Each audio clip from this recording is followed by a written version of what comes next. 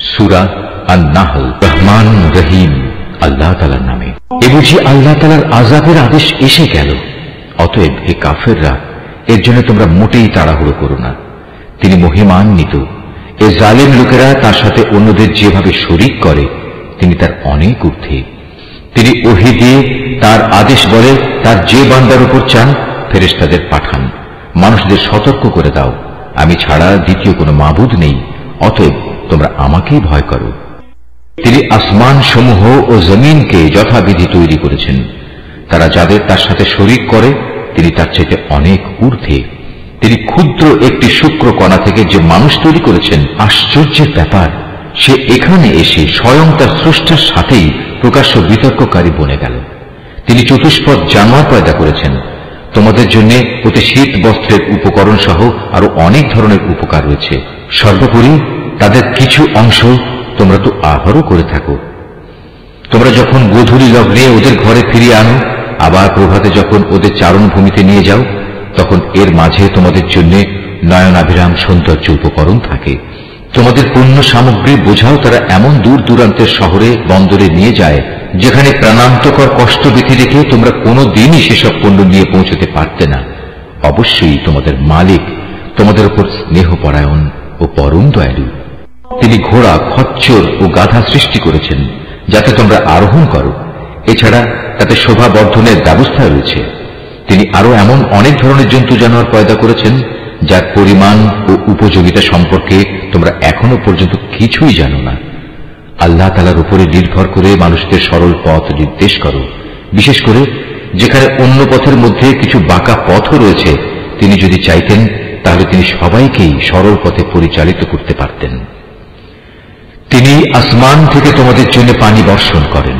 তার কিছু অংশ হচ্ছে পান করার, আর কিছু অংশ এমন সেখানে তা দ্বারা গাছপালা জন্মায় যাতে তোমরা জন্তু জানোয়ারদের প্রতিপালন করো।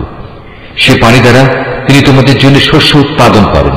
জৈতুন, খেজুর ও আঙুর সহ সব ধরনের ফল জন্মান। অবশ্যই এর মাঝে চিন্তাশীল সম্প্রদায়ের জন্য অনেক নিদর্শন রয়েছে। তিনি তোমাদের সুবিধার জন্য রাত, দিন ও চাঁদ সূরজকে নিয়ন্ত্রিত করে দিয়েছেন। নক্ষত্র রাজিও তার আদেশে নিয়ন্ত্রণাধীন রয়েছে। অবশ্যই এর মাঝে তাদের জন্য প্রচুর নিদর্শন রয়েছে যারা বোধ শক্তি সম্পন্ন। রং বেরঙের আরো অনেক বস্তু তিনি তোমাদের নিয়ন্ত্রণাধীন করেছেন, যা পৃথিবীর বুকে তিনি তোমাদের জন্য সৃষ্টি করে রেখেছেন। অবশ্যই এসব কিছুর মাঝে সেসব জাতির জন্য নিদর্শন রয়েছে যারা এসব থেকে নসিহত গ্রহণ করে। তিনিই সমুদ্রকে তোমাদের অধীনস্থ করে দিয়েছেন যেন তার মধ্যে থেকে তোমরা তাজা মাছ, গোশত খেতে পারো, এবং তা থেকে তোমরা মণিমুক্তার গহনাও আহরণ করো, যা তোমরা পরিধান করো। তোমরা দেখতে পাচ্ছ কিভাবে ওর বুক চিরে জলযানগুলো এগিয়ে চলে, যেন তোমরা এর মাধ্যমে আল্লাহ তাআলার অনুগ্রহ, রিজিক সন্ধান করতে পারো। সর্বোপরি তোমরা যেন তার নিয়ামতের কৃতজ্ঞতা আদায় করো। তিনি জমিনের মধ্যে পাহাড় সমূহ রেখে দিয়েছেন যাতে করে জমিন তোমাদের নিয়ে এদিক সেদিক ঢলে না পড়ে। তিনি নদী ও পথঘাট বানিয়ে দিয়েছেন যাতে করে তোমরা সব জায়গা দিয়ে নিজেদের গন্তব্যস্থলে পৌঁছতে পারো। তিনি তোমাদের জন্য দিক নির্ণয়কারী চিহ্ন সমূহ সৃষ্টি করেছেন। তাছাড়া নক্ষত্রের অবস্থান দ্বারাও মানুষ পথের দিশা পায়। অতঃপর তোমরাই বলো, যিনি এত কিছু সৃষ্টি করেছেন তিনি কি করে তার মতো হবেন যে কিছু সৃষ্টি করতে পারে না? তোমরা কি এর থেকে কোনো উপদেশ গ্রহণ করবে না? তোমরা যদি তোমাদের উপর আল্লাহ তাআলার নিয়ামতগুলো গণনা করতে চাও, তাহলে কখনো তা গণনা করে শেষ করতে পারবে না। নিশ্চয়ই আল্লাহ তাআলা ক্ষমাশীল ও পরম দয়ালু। তোমরা যা কিছু গোপন রাখো আর যা কিছু প্রকাশ করো, আল্লাহ তাআলা তা সবই জানেন। আল্লাহ তাআলাকে বাদ দিয়ে এরা কার্যসিদ্ধির জন্য যাদের ডাকে, তারা তো নিজেরা কিছুই পয়দা করতে পারে না, বরং তাদেরই সৃষ্টি করা হয়। সেগুলো তো হচ্ছে কতিপয় মৃত বস্তু, জীবিত কিছু নয়। অথচ তাদের এটুকুও বোধ নেই যে তাদের কখন আবার উঠিয়ে নেওয়া হবে। হে মানুষ, তোমাদের মাবুদ তো একজন, তিনি ছাড়া দ্বিতীয় কোনো মাবুদ নেই। অতঃপর যারা পরকালের উপর ঈমান আনে না, তাদের অন্তরসমূহ এমনি সত্য অস্বীকারী হয়ে পড়ে, এবং এরা নিজেরাও হয় দারুণ অহংকারী। নিঃসন্দেহে আল্লাহ তাআলা জানেন এরা যা কিছু গোপন করে এবং যা কিছু প্রকাশ করে। তিনি কখনো অহংকারীদের পছন্দ করেন না। যখন এদের এ মর্মে জিজ্ঞেস করা হয়, তোমাদের মালিক কি ধরনের জিনিস নাজিল করলেন? তখন তারা বলে, তা তো আগের কালের উপকথা ছাড়া আর কিছুই নয়। ফলে শেষ বিচারের দিন এরা নিজেদের পাপের ভার পূর্ণ মাত্রায় বহন করবে। এরা সেদিন তাদের পাপের বোঝা বহন করবে, যাদের এরা জ্ঞান ভিত্তিক প্রমাণ ছাড়া গোমরা করে দিয়েছিল। ওরা যা বহন করে চলেছে তা কত নিকৃষ্ট। এর আগেও অনেক মানুষ দ্বীনের বিরুদ্ধে চক্রান্ত করেছিল, কিন্তু আল্লাহ তাআলা তাদের পরিকল্পনার সমগ্র ইমারত তার ভিত্তিমূল থেকে নির্মূল করে দিয়েছিলেন। ফলে তাদের এই চক্রান্তরূপী ইমারতের ছাদ তাদের উপরই ধসে পড়ল এবং তাদের উপর এমন বহু দিক থেকেই আযাব এসে আপতিত হল, যা ছিল তাদের কল্পনারও বাইরে। কিয়ামতের দিন আল্লাহ তাআলা ওদের আরো বেশি পরিমাণে লাঞ্ছিত করবেন। তিনি তাদের জিজ্ঞেস করবেন, কোথায় আমার সেসব শরীক যাদের ব্যাপারে তোমরা মানুষদের সাথে বাক বিতণ্ডা করতে? যাদের সঠিক জ্ঞান দেওয়া হয়েছিল তারা সেদিন বলবে, অবশ্যই যাবতীয় অপমান, লাঞ্ছনা ও অকল্যাণ আজ কাফেরদের জন্য। এরা হচ্ছে তারা ফেরেশতারা যাদের মৃত্যু ঘটায়, তা ঘটায় এমন অবস্থায় যখন তারা নিজেদের উপর জুলুম করতে থাকে। অতঃপর তারা উপায়ান্তর না দেখে আত্মসমর্পণ করে এবং বলে, আমরা তো কোনো মন্দ কাজ করতাম না। ফেরেশতারা বলবে, হ্যাঁ, তোমরা যা কিছু করতে আল্লাহ তাআলা সে সম্পর্কে সম্যক অবহিত রয়েছেন। সুতরাং আজ জাহান্নামের দরজাসমূহ দিয়ে তোমরা আগুনে প্রবেশ করো, সেখানে তোমরা চিরদিন থাকবে। অহংকারীদের আবাসস্থল কত নিকৃষ্ট। অপরদিকে পরহেজগার ব্যক্তিদের বলা হবে, তোমাদের মালিক তোমাদের জন্য কি নাজিল করেছেন? তারা বলবে, হ্যাঁ, এ হচ্ছে মহাকল্যাণ। যারা নেক কাজ করে তাদের জন্য এই দুনিয়ায়ও কল্যাণ রয়েছে, আর পরকালের ঘর তো হচ্ছে আরো উৎকৃষ্ট কল্যাণ। পরহেজগার ব্যক্তিদের এ আবাস কত সুন্দর। চিরস্থায়ী এক জান্নাত, যাতে তারা প্রবেশ করবে, যার পাদদেশে ঝর্ণাধারা প্রবাহিত হবে। উপরন্তু সেখানে তারা যা কিছুই কামনা করবে তাই তাদের জন্য সরবরাহের ব্যবস্থা থাকবে।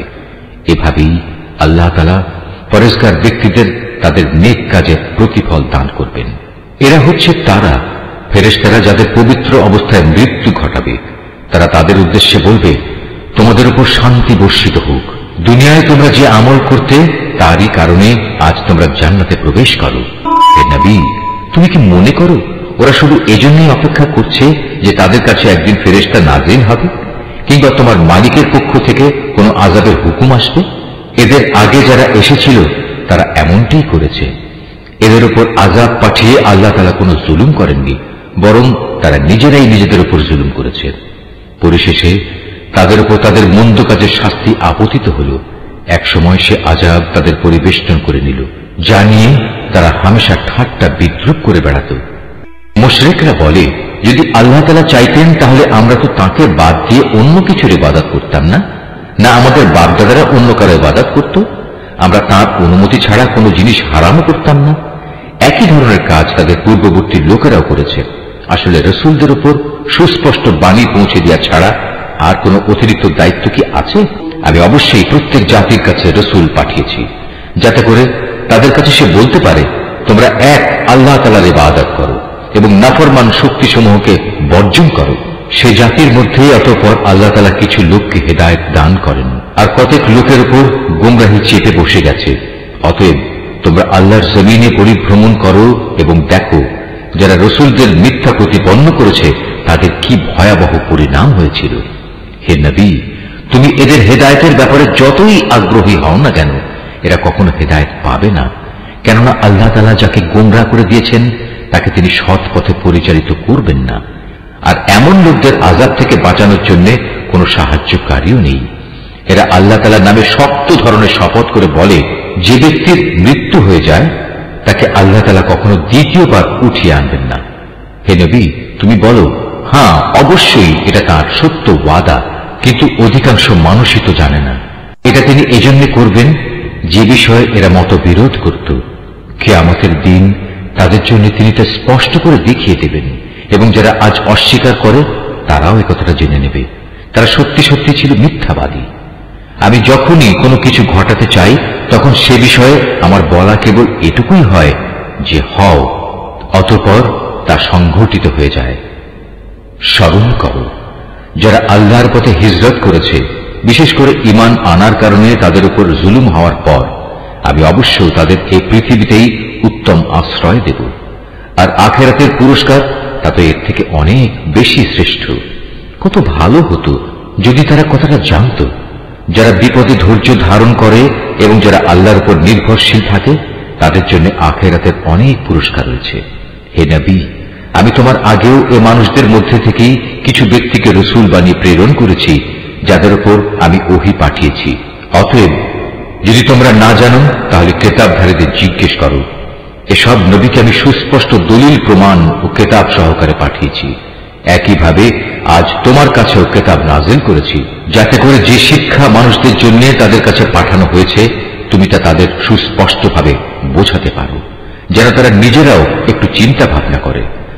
যারা আল্লাহ তাআলা ও তার রসুলের বিরুদ্ধে হীন চক্রান্ত করে তারা কি এ বিষয়ে নিশ্চিত ও নিরাপদ হয়ে গেছে সে আল্লাহ তাআলা এজন্য তাদের ভূগর্ভে ধসিয়ে দেবেন না, কিংবা এমন কোন দিক থেকে তাদের উপর আযাব এসে আপতিত হবে না যা তারা কখনো চিন্তাও করতে পারেনি, কিংবা তাদের তিনি এমন সময় পাকড়াও করবেন না যখন তারা চলাফেরা করতে থাকবে এরা কখনোই তাকে তার কোনো কাজে অক্ষম করে দিতে পারবে না, অথবা এমন হবে না যে প্রথমে তিনি তাদের কিছু দূর চলতে দেবেন অতঃপর পাকড়াও করবেন। অবশ্যই তোমার মালিক একান্ত স্নেহশীল ও পরম দয়ালু। এই আয়াতটি যিনি তেলাওয়াত করবেন এবং যিনি এই আয়াতটির তেলাওয়াত শুনবেন তাদের সবাইকে এখানে একটি সাজদা আদায় করতে হবে। এটা ওয়াজিব। এরা কি আল্লাহ তাআলা যা কিছু সৃষ্টি করেছেন তার প্রতি লক্ষ্য করে না যে তার ছায়া আল্লাহর সামনে সাজদাবনত অবস্থায় কখনো ডান দিক থেকে কখনো বাঁ দিক থেকে তাঁরই উদ্দেশ্যে ঢলে পড়ে? এরা সবাই তার সামনে অক্ষমতা প্রকাশ করে যাচ্ছে। যা কিছু আছে আসমান সমূহে এবং এই জমিনে বিচরণশীল যা কিছু আছে যত ফেরেশতাকুল তারা সবাই আল্লাহকে সাজদা করে যাচ্ছে। এদের কেউই নিজেদের বড়াই জাহির করে না, উপরন্তু তারা ভয় করে তাদের মালিককে যিনি তাদের উপর পরাক্রমশালী। তার পক্ষ থেকে তাদের যা আদেশ করা হয় তা তারা বিনীতভাবে পালন করে। হে মানুষ, আল্লাহ তাআলা আদেশ করেছেন তোমরা আনুগত্যের জন্য দুজন মাবুদ গ্রহণ করো না। মাবুদ তো শুধু একজন, সুতরাং তোমরা আমাকেই ভয় করো। আকাশ মণ্ডলী ও জমিনের যেখানে যা কিছু আছে তা সবই তাঁর জন্য। জীবন বিধান তাঁর অনুগত করে দেয়াই কর্তব্য। এরপরেও কি তোমরা আল্লাহ তাআলা ছাড়া অন্য কাউকে ভয় করবে?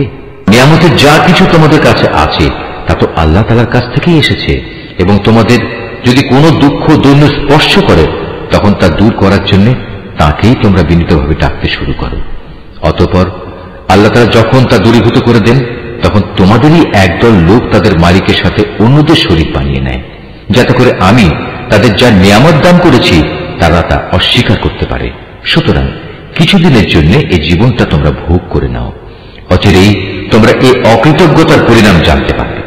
আমি ওদের যা কিছু রিজিক দান করেছি তার একাংশকে ওরা এমন সবার জন্য নির্ধারণ করে নেয় যারা মূলত জানেও না রিজিকের উৎসমূল কোথায়। আল্লাহ তাআলার শপথ, তোমরা তার সম্পর্কে যে মিথ্যা অপবাদ দিতে সে সম্পর্কে অবশ্যই তোমাদের প্রশ্ন করা হবে।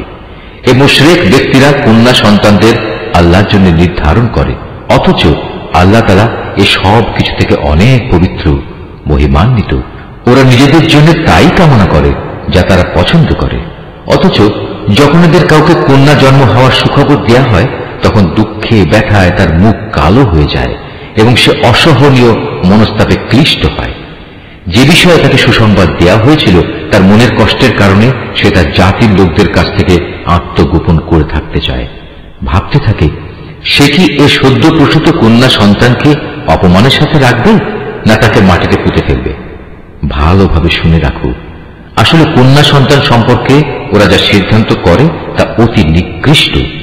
বস্তুত যারা আখিরাত দিবসের উপর ঈমান আনে না তাদের জন্য এ ধরনের নিকৃষ্ট পরিণামই রয়েছে, আর আল্লাহ তাআলার জন্যই সর্বশ্রেষ্ঠ পরিণাম। তিনি মহাপরাক্রমশালী ও প্রবল প্রজ্ঞাময়। আল্লাহ তাআলা মানুষদের তাদের নাফরমানির জন্য যদি সাথে সাথেই পাকড়াও করতেন তাহলে এই জমিনের বুকে কোনো একটি বিচরণশীল জীবকেই তিনি ছেড়ে দিতেন না, কিন্তু আল্লাহ তাআলা তাদের এক বিশেষ সময়সীমা পর্যন্ত অবকাশ দেন। অতঃপর যখন অবকাশের সে সময় তাদের সামনে এসে হাজির হয় তখন তারা যেমন মুহূর্তকালও বিলম্ব করতে পারে না তেমন তাকে তারা একটুখানি এগিয়েও আনতে পারে না। এরা আল্লাহ তাআলার জন্য সে বিষয়টি প্রস্তাব করে যা স্বয়ং তারা নিজেদের জন্য পছন্দ করে না। তাদের জিহ্বা তাদের জন্য মিথ্যা কথা বলে যে পরকালে তাদের জন্য সব কল্যাণ রয়েছে, অথচ তাদের জন্য সেখানে থাকবে জাহান্নামের আগুন এবং তারাই সেখানে সবার আগে নিক্ষিপ্ত হবে। হে নবী, আল্লাহর শপথ, তোমার আগেও আমি জাতিসমূহের কাছে নবী পাঠিয়েছিলাম, অতঃপর শয়তান তাদের খারাপ কাজসমূহ তাদের জন্য শোভনীয় করে দিয়েছিল। সে শয়তান আজও তাদের বন্ধু হিসেবে হাজির আছে। তাদের সবার জন্যই রয়েছে কঠোর আযাব। হে নবী, আমি তোমার উপর এই কিতাব এজন্যই নাযিল করেছি যেন তুমি তাদের সামনে সেই বিষয়সমূহ সুস্পষ্ট করে পেশ করতে পারো যা নিয়ে তারা মতবিরোধ করত। বস্তুত এই কিতাব হচ্ছে ঈমানদার লোকদের জন্য হিদায়াত ও আল্লাহ তাআলার অনুগ্রহ স্বরূপ। আল্লাহ তাআলা আসমান থেকে পানি বর্ষণ করেন, অতঃপর একবার মুর্দা হয়ে যাওয়ার পর সে পানি দিয়ে তিনি জমিনকে জীবিত করে তোলেন। অবশ্যই এতে আল্লাহর কুদরতের বহু নিদর্শন রয়েছে সে জাতির জন্য যারা আল্লাহর কথা কান দিয়ে শোনে। অবশ্যই তোমাদের জন্য গৃহপালিত জন্তু জানোয়ারের মাঝে প্রচুর শিক্ষার বিষয় রয়েছে। তাদের উদরস্থিত দুর্গন্ধময় গোবর ও নাপাক রক্তের মধ্যে থেকে নিঃসৃত পানীয় খাঁটি দুধ আমি তোমাদের পান করাই। পানকারীদের জন্য এটি বিশুদ্ধ ও সুস্বাদু। খেজুর এবং আঙুর ফলের মধ্যেও শিক্ষণীয় বিষয় রয়েছে। তা থেকে তোমরা নেশাকর হারাম জিনিস যেমন বের করে আনছো, তেমনি তা থেকে হালাল এবং উত্তম রিজিকও তোমরা লাভ করছো। নিঃসন্দেহে এতে আল্লাহর কুদরতের অনেক নিদর্শন আছে তাদের জন্য যারা জ্ঞান সম্পন্ন সম্প্রদায়ের লোক। তোমার মালিক মৌমাছিকে এ নির্দেশ দিয়েছেন পাহাড়ের গায়ে, গাছের ডালে এবং অন্য কিছুর উপর যা তোমরা বানাও তার উপর নিজেদের থাকার জায়গা নির্মাণ করো, অতঃপর প্রত্যেক ফল থেকে রস আহরণ করে তা খেতে থাকো। অতঃপর তোমার মালিকের নির্ধারিত পথ ধরে পূর্ণ আনুগত্যের সাথে সেদিকে এগিয়ে চলো। এভাবে তার পেট থেকে রং বেরঙের পানীয় দ্রব্য বের হয় যার মধ্যে মানুষদের নিরাময়ের ব্যবস্থা রয়েছে। অবশ্য এতেও নিদর্শন রয়েছে সে সম্প্রদায়ের জন্য যারা আল্লাহর এ সৃষ্টি বৈচিত্র্য নিয়ে চিন্তা করে। আল্লাহ তাআলাই তোমাদের সৃষ্টি করেছেন, অতঃপর তিনিই তোমাদের মৃত্যু দেবেন। তোমাদের কোন ব্যক্তি এমনও হবে যে সে বৃদ্ধ বয়সের দুর্বলতম স্তর পর্যন্ত পৌঁছে যাবে। এতে করে কৈশোরে এবং যৌবনে কোনো বিষয় জানার পর সে পুনরায় অজ্ঞ হয়ে যাবে। আল্লাহ তাআলা অবশ্যই সর্বজ্ঞ, তিনি সর্বশক্তিমান। আল্লাহ তাআলা তোমাদের কাউকে কারো উপর রিজিকের ব্যাপারে প্রাধান্য দিয়ে রেখেছেন, অতঃপর যাদের এ ব্যাপারে শ্রেষ্ঠত্ব দেয়া হয়েছে তারা আবার তাদের অধীনস্থ দাস দাসীদের নিজেদের সামগ্রী থেকে কিছুই দিতে চায় না। তাদের আশঙ্কা হচ্ছে এমনটি করলে এ ব্যাপারে তারা উভয়ে সমান পর্যায়ের হয়ে যাবে। তবে কি এরা আল্লাহর এই নিয়ামত অস্বীকার করে? আল্লাহ তাআলাই তোমাদের মধ্যে থেকে তোমাদের জোড় পয়দা করেছেন এবং তোমাদের এই যুগল দম্পতি থেকে তিনি তোমাদের পুত্র পৌত্র আদি সৃষ্টি করেছেন এবং তিনি তোমাদের উত্তম রিজিক দান করেছেন। তারপরেও কি এরা বাতিলের উপর বিশ্বাস স্থাপন করবে আর আল্লাহর নিয়ামতকে অবিশ্বাস করবে? এবং এরা কি আল্লাহ তাআলাকে বাদ দিয়ে তাদের বানানো মাবুদের গোলামি করবে যাদের আকাশ মণ্ডলী ও জমিনের কোথাও থেকে কোনো প্রকার রিজিক সরবরাহ করার কোনো ক্ষমতা নেই? সুতরাং হে মানুষ, তোমরা আল্লাহ তাআলার কোনো সদৃশ্য দাঁড় করিও না। অবশ্যই আল্লাহ তাআলা সব কিছু জানেন, তোমরা কিছুই জানো না। আল্লাহ তাআলা এখানে অপরের অধিকারভুক্ত একটি দাসের উদাহরণ দিচ্ছেন যে নিজে থেকে কোনো কিছু করার ক্ষমতা রাখে না। উদাহরণ দিচ্ছেন এমন ব্যক্তির সাথে যাকে আমি আমার পক্ষ থেকে উত্তম রিজিক দান করেছি এবং সে তা থেকে গোপনে ও প্রকাশ্যে ব্যয় করে চলেছে। তোমরা কি মনে করো এরা উভয় সমান? না, কখনো নয়। সমস্ত প্রশংসা আল্লাহ তাআলার জন্য, কিন্তু এদের অধিকাংশ মানুষই কিছু জানে না। আল্লাহ তাআলা আরো দুজন মানুষের উদাহরণ দিচ্ছেন। তাদের একজন হচ্ছে মুখ, সে কোনো কিছুই নিজে থেকে করতে বা বলতে পারে না। সে সবসময় নিজের মনিবের উপর বোঝা হয়ে থাকে। যেখানেই তাকে সে পাঠায় না কেন সে কোনো ভালো কিছু নিয়ে আসতে পারে না। এই অক্ষম ব্যক্তিটি কি সমান হতে পারে সে ব্যক্তি যে নিজে মুক্ত নয়, বরং সে অন্য মানুষদের ন্যায় কাজের আদেশ দিতে সক্ষম? সর্বোপরি যে ব্যক্তি সহজ সরল পথের উপর আছে। আসমান সমূহ ও জমিনের যাবতীয় অদৃশ্য জ্ঞান একমাত্র আল্লাহর জন্যই নির্দিষ্ট রয়েছে। কিয়ামত অনুষ্ঠানের ব্যাপার তো তার কাছে চোখের পলকের ন্যায়, বরং তার চাইতেও নিকটবর্তী। আল্লাহ তাআলা অবশ্যই সর্ববিষয়ের উপর শক্তিমান। আল্লাহ তাআলা তোমাদের মায়ের পেট থেকে এমন এক অবস্থায় বের করে এনেছেন যে তোমরা তার কিছুই জানতে না। অতঃপর তিনি তোমাদের কান, চোখ ও দিল দিয়েছেন যাতে করে তোমরা শুকর আদায় করতে পারো। এরা কি পাখিটির দিকে তাকিয়ে দেখে না যে আকাশের শূন্য গর্ভে সহজে বিচরণ করছে? আল্লাহ তাআলা ছাড়া এমন কে আছে যিনি এদের শূন্যের মাঝে স্থির করে ধরে রাখেন? অবশ্যই এর নিপুণ ব্যবস্থাপনার মাঝে ইমানদার সম্প্রদায়ের জন্য অনেক নিদর্শন রয়েছে। আল্লাহ তাআলাই তোমাদের জন্য তোমাদের ঘরগুলোকে শান্তির নীড় বানিয়েছেন। তিনি তোমাদের জন্য পশুর চামড়া দিয়ে তাঁবুর হালকা ঘর বানাবার ব্যবস্থা করেছেন যাতে তোমরা ভ্রমণের দিনে তা সহজভাবে বহন করে নিতে পারো। আবার কোথাও অবস্থান নেওয়ার সময়ও তা ব্যবহার করতে পারো। ওদের পশম, ওদের লোম, ওদের কেশ থেকে তিনি একটি নির্দিষ্ট মেয়াদের জন্য তোমাদের অনেক ব্যবহার উপযোগী সামগ্রী বানাবার ব্যবস্থা করে দিয়েছেন। আল্লাহ তাআলা যা কিছু সৃষ্টি করেছেন তা থেকে তিনি তোমাদের জন্য ছায়ার ব্যবস্থা করে দিয়েছেন। তিনি তোমাদের জন্য পাহাড়ের মাঝে আশ্রয়ের ব্যবস্থা করেছেন। তিনি আরো ব্যবস্থা করেছেন তোমাদের জন্য পরিধেয় বস্ত্রের, যা তোমাদের প্রচন্ড তাপ থেকে রক্ষা করে। আরো ব্যবস্থা করেছেন এমন পরিধেয় সমূহের যা তোমাদেরকে তোমাদের সমস্যা সংকট থেকে বাঁচিয়ে রাখে। এভাবেই তিনি তোমাদের উপর তার নিয়ামত সমূহ পূর্ণ করে দেন যাতে করে তোমরা তার অনুগত বান্দা হতে পারো। যদি তারা সত্য থেকে মুখ ফিরিয়ে নেয় তবে তুমি জেনে রেখো তাদের কাছে সুস্পষ্ট বক্তব্য পৌঁছে দেওয়া ছাড়া তোমার আর কোন দায়িত্ব নেই।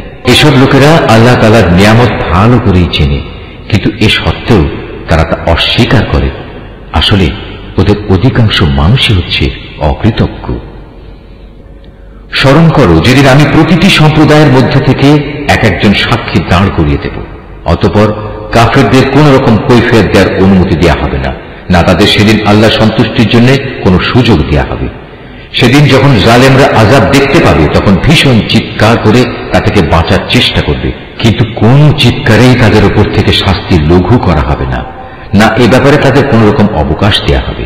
মুশরিক ব্যক্তিরা যাদের আল্লাহর সাথে শরীক করেছিল সেদিন যখন তারা সেসব লোকদের দেখবে তখন বলবে, হে আমাদের মালিক, এরাই তো সেসব লোক যাদের আমরা তোমার বদলে ডাকতাম।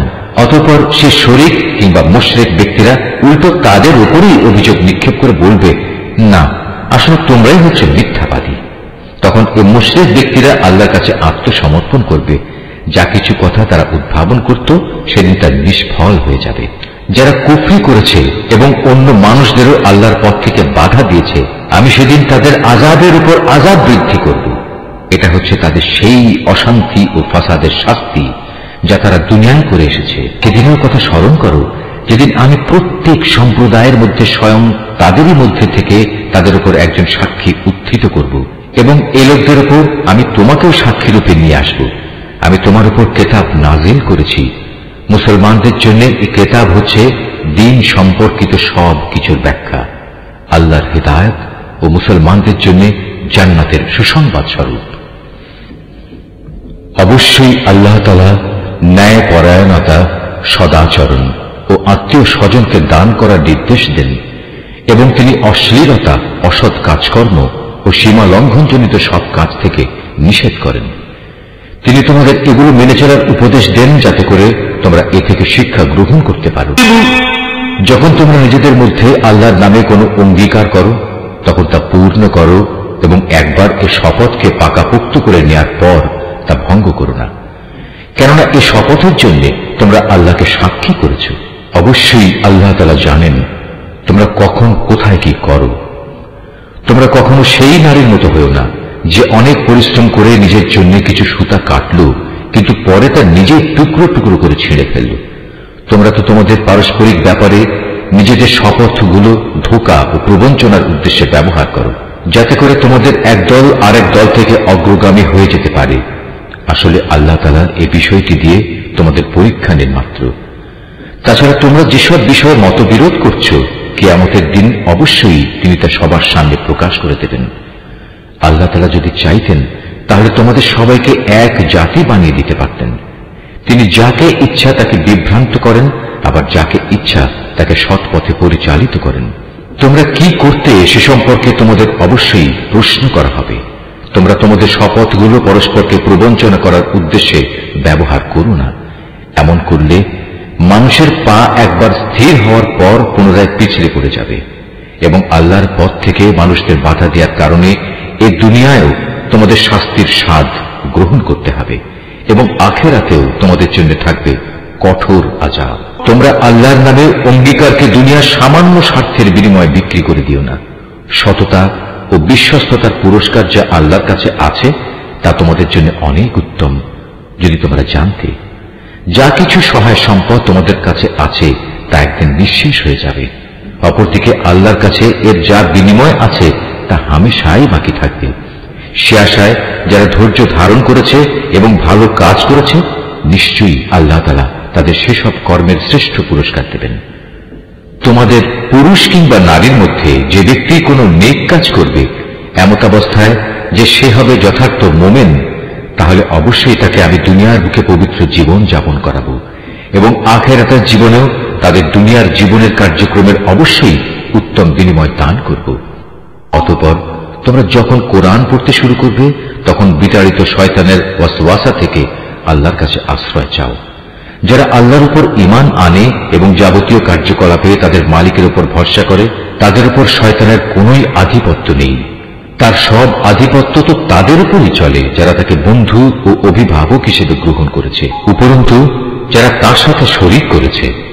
হে নবী, আমি যখন এক আয়াত পরিবর্তন করে তার জায়গায় আরেক আয়াত নাজিল করি, অথচ আল্লাহ তাআলা যা কিছু নাজিল করেন তা তিনি ভালো করেই জানেন, তখন তারা বলে তুমি তো এগুলো এমনি নিজ থেকে বানিয়ে দিচ্ছ। আসলে তাদের অধিকাংশ মানুষই আল্লাহর সূক্ষ্ম রহস্য জানে না। তুমি তাদের বলো, হ্যাঁ, এ কোরআনকে জিবরাইল ফেরেশতা তোমার মালিকের কাছ থেকে ঠিকভাবেই নাজিল করেছে, যাতে করে যারা আল্লাহর উপর ঈমান এনেছে তাদের তিনি সুদৃঢ় ভিত্তির উপর প্রতিষ্ঠিত করতে পারেন।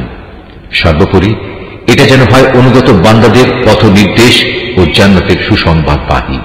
নবী, আমি ভালো করে জানি এরা তোমার ব্যাপারে কি বলে। এরা বলে এ কোরআন তো একজন মানুষ এসে এ ব্যক্তিকে পড়িয়ে দিয়ে যায়, অথচ যে ব্যক্তিটির দিকে এরা ইঙ্গিত করে তার ভাষা আরবি নয়, আর এ কোরআন হচ্ছে সুস্পষ্ট আরবি ভাষা। আসল কথা হচ্ছে যারা আল্লাহর আয়াত সমূহে বিশ্বাস করে না, আল্লাহ তাআলাও তাদের সঠিক পথে পরিচালিত করেন না, আর তাদের জন্য মর্মান্তিক আযাব রয়েছে। নিজের পক্ষ থেকে কথা বানানো কখনো নবীর কাজ হতে পারে না, বরং এটা হচ্ছে তাদের কাজ যারা আল্লাহর আয়াতের উপর ঈমান আনে না। আসলে এরাই হচ্ছে মিথ্যাবাদী। যে ব্যক্তি একবার ঈমান আনার পর কুফরি করে, যদি তাকে কুফরি বাক্য উচ্চারণ করতে বাধ্য করা হয় অথচ তার অন্তর ঈমানের উপরই সন্তুষ্ট থাকে, তাহলে আল্লাহ তাআলা তা হয়তো মাফ করে দেবেন। কিন্তু যে তার অন্তরকে কুফরির জন্য সদা উন্মুক্ত করে রাখে, তাদের উপর আল্লাহর গজব, তাদের জন্যই রয়েছে মর্মন্তুদ শাস্তি। এটা এজন্যে যে তারা দুনিয়ার জীবনকে পরকালীন জীবনের উপর প্রাধান্য দিয়েছে। আল্লাহ তাআলা কখনো কাফের সম্প্রদায়কে হেদায়েত দান করেন না। এরাই হচ্ছে সেসব লোক যাদের অন্তরে, যাদের কানে ও যাদের চোখের উপর আল্লাহ তাআলা সিল এঁটে দিয়েছেন। আসলে এরা সবাই ভয়াবহ আযাব সম্পর্কে গাফেল। নিশ্চয়ই ওরা পরলোকে ভীষণ ক্ষতিগ্রস্ত হবে। এর বিপরীত যারা ঈমানের পথে নির্যাতিত হওয়ার পর হিজরত করে, অতঃপর আল্লাহর পথে জিহাদ করে এবং বিপদে ধৈর্য ধারণ করে, হে নবী, অবশ্যই তোমার মালিক এ পরীক্ষার পর তাদের প্রতি ক্ষমাশীল ও পরম দয়ালু হবেন। স্মরণ করো যেদিন প্রত্যেক ব্যক্তি আত্মপক্ষ সমর্থনে যুক্তি প্রদর্শন করতে এগিয়ে আসবে। প্রত্যেক ব্যক্তিকেই কানাকড়ি হিসাব করে তার কৃতকর্মের প্রতিফল আদায় করে দেয়া হবে এবং তাদের কারো উপর কোন রকম অবিচার করা হবে না। আল্লাহ তাআলা এমন একটি জনপদের উদাহরণ তোমাদের সামনে উপস্থাপন করছেন যা ছিল নিরাপদ ও নিশ্চিন্ত। সেখানে চারদিক থেকে তাদের কাছে প্রচুর পরিমাণ রিজিক আসত। অতঃপর এক পর্যায়ে তারা আল্লাহর নিয়ামত অস্বীকার করল। ফলে তারা যে আচরণ করে বেড়াত তার শাস্তি হিসেবে আল্লাহ তাআলা তাদের ক্ষুধা ও ভীতির পোশাক পরিয়ে তাদের শাস্তি দিলেন। অবশ্যই তাদের কাছে তাদেরই মধ্যে থেকে একজন রাসূল এসেছিল, কিন্তু তারা তাকে অস্বীকার করল। পরিশেষে আল্লাহর আযাব তাদের জুলুম করা অবস্থায় পাকড়াও করল। আল্লাহ তাআলা তোমাদের জন্য যা কিছু পবিত্র ও হালাল রিজিক দিয়েছেন তোমরা তা আহার করো। যদি তোমরা সত্যি একান্তভাবে তাঁরই গোলামি করো, তাহলে এজন্য আল্লাহ তাআলার নিয়ামতের কৃতজ্ঞতা জ্ঞাপন করো। তোমাদের জিহ্বা আল্লাহ তাআলার উপর মিথ্যা আরোপ করে বলেই কখনো একথা বলো না যে এটা হালাল ও এটা হারাম। জেনে রেখো, যারাই আল্লাহর উপর মিথ্যা আরোপ করো তারা কখনোই সাফল্য লাভ করতে পারবে না। তাদের জন্য এটা পার্থিব জীবনের সামান্য কিছু সামগ্রী মাত্র, পরকালে তাদের জন্য রয়েছে কঠোর আযাব। হে নবী, ইহুদীদের ওপর আমি সেসব কিছু হারাম করেছি যা ইতিপূর্বে আমি তোমার কাছে বর্ণনা করেছি। এগুলো হারাম করে আমি তাদের উপর কোনো অবিচার করিনি, বরং তারা আমার আদেশ না মেনে নিজেরাই নিজেদের উপর অবিচার করেছে। অতঃপর অবশ্যই তোমার মালিক তাদের উপর দয়া করেছেন যারা অজ্ঞতাবশত কোনো গুনাহের কাজ করল, অতঃপর অন্যায় বুঝতে পেরে তওবা করল এবং তওবার পর নিজেদের সংশোধনও করে নিল। হে নবী, তোমার মালিক অবশ্যই এরপর তাদের জন্য হবেন ক্ষমাশীল ও পরম দয়ালু। নিশ্চয়ই ইব্রাহিম ছিল একটি উম্মতের সমমর্যাদাবান। সে ছিল আল্লাহর একান্ত অনুগত ও একনিষ্ঠ বান্দা। সে কখনো মুশরিকদের অন্তর্ভুক্ত ছিল না। সে ছিল আল্লাহ তাআলার নিয়ামতের প্রতি কৃতজ্ঞ। আল্লাহ তাআলা তাকে নবুয়তের জন্য বাছাই করেছেন এবং তাকে তিনি সরল পথে পরিচালিত করেছেন। আমি তাকে দুনিয়াতেও প্রচুর কল্যাণ দান করেছি, আর পরকালেও সে নিঃসন্দেহে নেক মানুষদের অন্তর্ভুক্ত হবে। অতঃপর হে নবী, আমি তোমার উপর ওহী পাঠালাম যে তুমি একনিষ্ঠভাবে ইব্রাহিমের মিল্লাত অনুসরণ করো, আর সে কখনো মুশরিকদের দলভুক্ত ছিল না। শনিবার পালন করা তো কেবল তাদের জন্যই বাধ্যতামূলক করা হয়েছিল যারা এই বিষয়টি নিয়ে অযথা মতবিরোধ করেছে। অবশ্যই তোমার মালিক কিয়ামতের দিন তাদের মাঝে সেসব বিষয়ে মীমাংসা করে দেবেন, যেসব বিষয়ে সেখানে তারা মতবিরোধ করত। হে নবী, তুমি তোমার মালিকের পথে মানুষদের প্রজ্ঞা ও সদুপদেশ দ্বারা আহ্বান করো। কখনো তর্কে যেতে হলে তুমি এমন এক পদ্ধতিতে যুক্তিতর্ক করো যা সবচাইতে উৎকৃষ্ট পন্থা। তোমার মালিক এটা ভালো করেই জানেন কে তার পথ থেকে বিপদগামী হয়ে গেছে, আবার যে ব্যক্তি হেদায়েতের পথে রয়েছে তিনি তার সম্পর্কেও সবিশেষ অবহিত আছেন। যদি তোমরা কাউকে শাস্তি দাও তাহলে ঠিক ততটুকু শাস্তি দেবে যতটুকু অন্যায় তোমাদের সাথে করা হয়েছে। অবশ্য যদি তোমরা ধৈর্য ধারণ করো তাহলে জেনে রেখো, ধৈর্যশীলদের জন্য তাই হচ্ছে উত্তম। হে নবী, তুমি নির্যাতন নিপীড়নে ধৈর্য ধারণ করো। তোমার ধৈর্য সম্ভব হবে শুধু আল্লাহ তাআলার সাহায্য দিয়েই। এদের আচরণের উপর দুঃখ করো না। এরা যেসব ষড়যন্ত্র করে চলেছে তাতে তুমি মনক্ষুণ্ণ হও না। অবশ্যই আল্লাহ তাআলা তাদের সাথে রয়েছেন যারা জীবনের সর্বত্র আল্লাহ তাআলাকে ভয় করে চলে। সর্বোপরি তারা হবে সৎ কর্মশীল।